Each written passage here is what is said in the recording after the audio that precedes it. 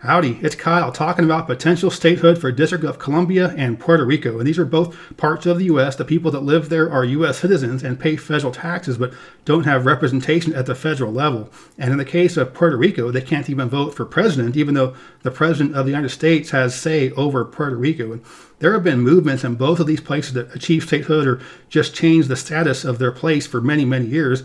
In the case of D.C., for the past 220 years, there's been a movement for statehood, or at least in the past century or so, movement to at least get some kind of congressional representation, if not full statehood.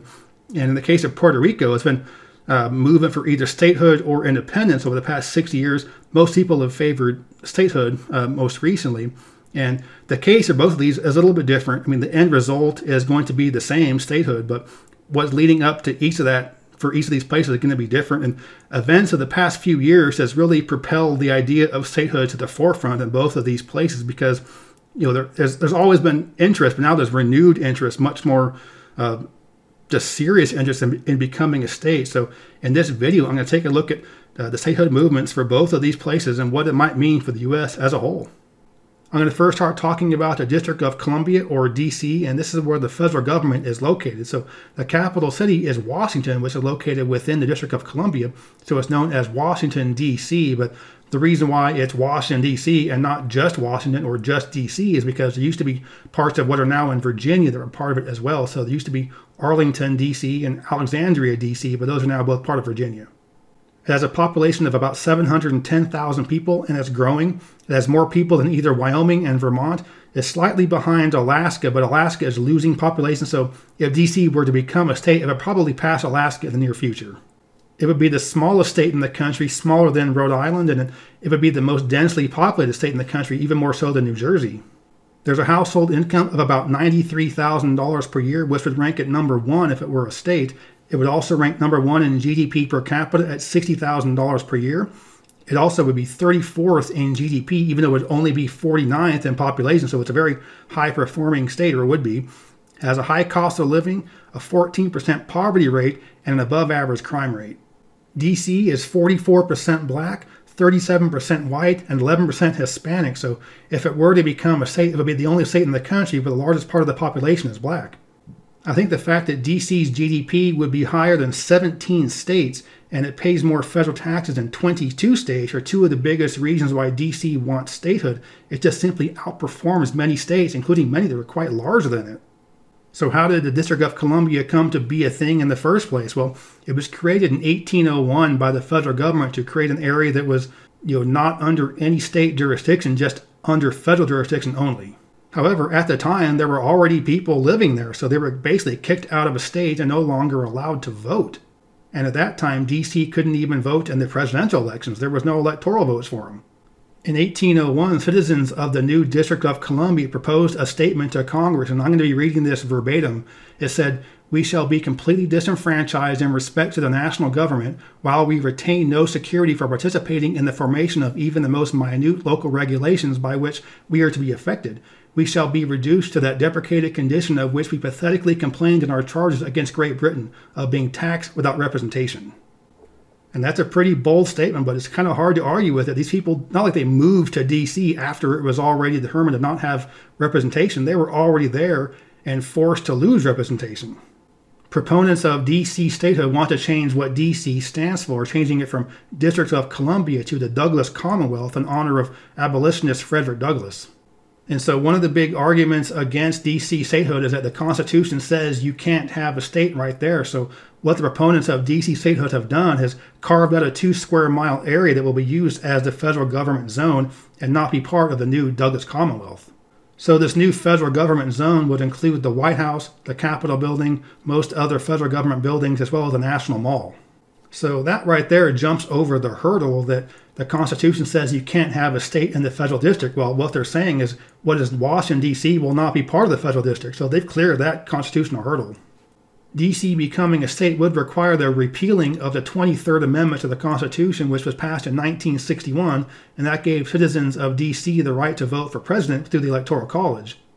So all of that is great, but there is one problem I have with D.C. statehood, that it's just simply too small. So when I first saw this proposal, I was thinking, what about Alexandria and Arlington? And as I had mentioned before, these were originally part of D.C., but were given back to Virginia in 1846. I'm not sure how the people of Arlington or Alexandria feel about the possibility of potentially being part of this new D.C. state, but there are about 400,000 people between the two cities, and if they were added to D.C., the overall state's population would have about 1.1 million, which would put it not just larger than Wyoming and Vermont, but also Alaska, North Dakota, South Dakota, Delaware, Montana, and Rhode Island. But you can't just force the people of Arlington and Alexandria into this new state. They would have to vote on it, so I'm not sure how they would vote. D.C. would probably be a pretty progressive state, and these two cities are pretty progressive cities, so they might want to be part of a state as opposed to maybe being at the whims of what Virginia does.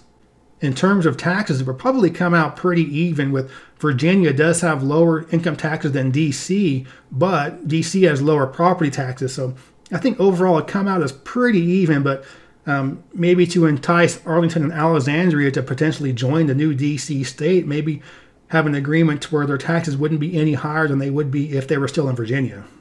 So I'd be curious to see whether or not they'd want to join D.C. or just remain part of Virginia. But there would be a unique situation for them, being that they were originally part of D.C. and we'd be basically voting to go back.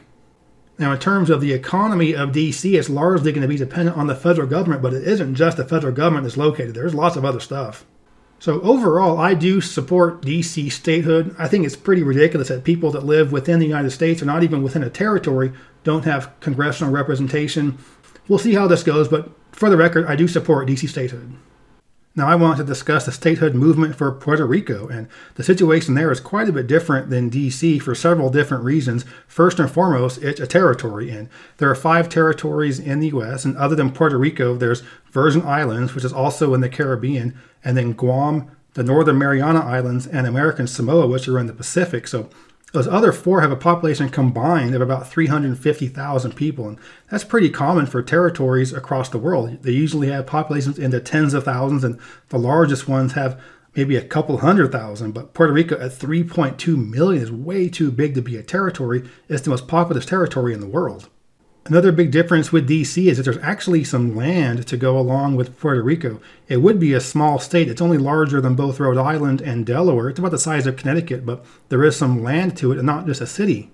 With about 3.2 million people, it would rank 31st in the U.S. in terms of population, just ahead of Iowa and Nevada and just behind Utah. However, the population was 3.7 million at the 2010 census, so it's lost 14% of its population in the past 10 years. It was already losing a little bit of population, but then after Hurricane Maria in 2017, there was another big exodus leaving the island. The capital and largest city is San Juan, with a population of about 400,000 people. The overall metro area, including the suburbs, has about 2.4 million, which would rank it about 26th or so in the U.S. in terms of overall metros, and approximately 80% of the population of Puerto Rico lives in San Juan Metro. San Juan is one of the oldest cities in America. It was founded in 1521, which is older than St. Augustine, Florida, or Santa Fe, New Mexico. And Puerto Rico became a territory of the U.S. in 1898 following the Spanish-American War. If D.C. were to be admitted as a state, it would be the wealthiest state in the country, and if Puerto Rico were admitted, it'd be the poorest state in the country. There's a household income of only $21,000 per year, which is far lower than the lowest state in the U.S., which is West Virginia at $45,000 per year. The GDP per capita is also very low at only $12,000 per year. Mississippi is the lowest ranking state right now at $21,000 per year. The median house value is $112,000, and 43% of the population lives below the U.S. poverty line. So for the most part, the entire territory of Puerto Rico has about the same wealth levels as the poorest parts of the U.S. So the poorest parts of the poorest states is what most of Puerto Rico is like in terms of overall economic development. But just for reference, it is much wealthier than Mexico. In terms of the economy of the island, it's heavily dependent on manufacturing, mostly pharmaceutical manufacturing. Half of all the exports and 25% of the island's GDP are pharmaceuticals, and 16 of the top 20 drugs in the U.S. are manufactured in Puerto Rico. If it were a state, it would be the 3rd largest state in terms of biotech research and 7th in the U.S. in terms of medical device manufacturing. I've mentioned in many videos how high-tech medical is one of the most important sectors of the economy for the future, and Puerto Rico has that. Unfortunately, they don't really have much else. Surprisingly, only 7% of the GDP is from tourism, which you would expect would be much higher for a tropical location. And also surprising is just how low value the agriculture on the island is. The overall agricultural sector is less than $1 billion annually, which is really, really low. In terms of taxes, if Puerto Rico were a state, it would have the highest state income tax rates in the country. However, it would have the 10th lowest sales tax rate and the single lowest property taxes in the country. Back in 1940, it was on the same kind of track to be admitted as a state with Alaska and Hawaii, but obviously it never happened. There have been multiple referendums put up to voters in Puerto Rico to decide on statehood, and they've all had kind of different outcomes. However, in 2020 was the very first straight up and down vote. Do you want to become a state, yes or no? And it passed 53% to 47%. And from what I understand, pro-statehood people have been the majority in Puerto Rico for a long time, but just haven't had a good opportunity to vote on it again with some really strangely worded referendums. But I think the catalyst to getting the ball rolling again for the Puerto Rico statehood movement was Hurricane Maria back in 2017. This was a massive Category 5 hurricane, did tremendous damage all throughout the Caribbean, especially in Puerto Rico. But the federal response to the hurricane was completely botched, and many Puerto Ricans felt abandoned by the federal government. There were over 3,000 people that were killed in the storm, and I'm sure the insults had to be worse when the federal government came out and said there were only a couple of hundred deaths. There's been basically no pushback from the mainland in terms of Puerto Rico statehood. Presidents Ford, Reagan, Bush, Clinton, Bush, and Obama all supported Puerto Rico statehood. Reagan and H.W. Bush were big-time supporters of Puerto Rico statehood. And just like D.C., for the record, I do support Puerto Rico statehood. For me, the wild card with Puerto Rico is, would people from the mainland move there if it were a state? You'd be able to vote for president, you'd have congressional representation, you would have all the rights that any full citizen of the U.S. has, and it's really cheap to live there. Weather's nice, it's nice and tropical, so I'm sure there would be some people that would want to move there, but would there be a ton of people that want to move there? Okay, so I'm adding this part post-edit. I didn't really want to have to add it, but unfortunately I do, and that's because the only reason that D.C. isn't a state already is because of politics. We literally have people saying we can't let them become a state, we can't let them vote because they'll vote for the other person. That's a pretty sad state of affairs in politics when we're literally saying, no, you can't vote because you're going to vote for somebody else, and that's pretty ridiculous. I have a huge problem with that. In terms of Puerto Rico, I think a lot of people are surprised because Puerto Rico is actually a conservative place, and if it were to become a state, it would probably have 2 Republican senators. So I think that's why you've had Republican presidents in the past, and the current Republican Party platform supports Puerto Rico statehood because it would be probably a conservative place. But they're very much against D.C. because D.C. would be a liberal place, and so there will almost certainly be 2 new Democrat senators with D.C. statehood. But if Puerto Rico comes in at the same time, it'd probably even itself out. But even if it didn't even itself out, even if Democrats got 4 new senators, I still don't think it would benefit them like they think it would, because if you have that much control in the Senate and you don't do anything with it, you basically fumble the ball, then Republicans would jump all over that and say, hey, look what happened when these idiots were in charge. They did nothing to do. They did nothing good with it. So if you live in a state that has Democrat senators, you might be like, hey, I'm not voting for these idiots because look what they did when they had control. So I really think this could blow up in Democrats' face if they get extra senators and don't do anything good with it. But in the end, who cares? This should never, ever, ever be the reason why people shouldn't be allowed to vote. This should never even come into discussions with why a place should become a state. I mean, it just bothers me so much.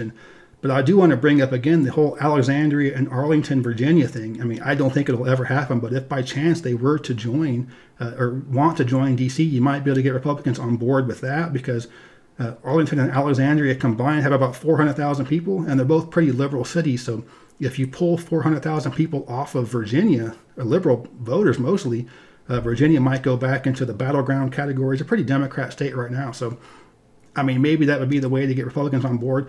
I think really the only way it's going to happen is if both come in at the same time, kind of like Alaska and Hawaii was pretty much the same time. So I think it's going to be probably what it's going to have to be for it to happen. I mean, like I've said in this video, I very much support both of these places becoming states.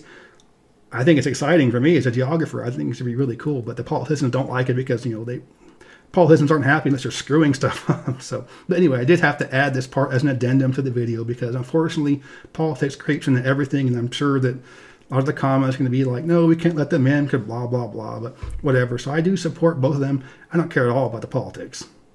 I hope you enjoyed this video. If you did, please give me a thumbs up to let me know you approve, and subscribe to this channel if you're interested in learning more about U.S. geography. I'm talking about cities and states and counties and ranking them in all kinds of different categories, and talking about cross-country road tripping. And this, pretty much everything I talk about comes from a little more nerdy type perspective. But yeah, thanks for watching. Geography King, signing out.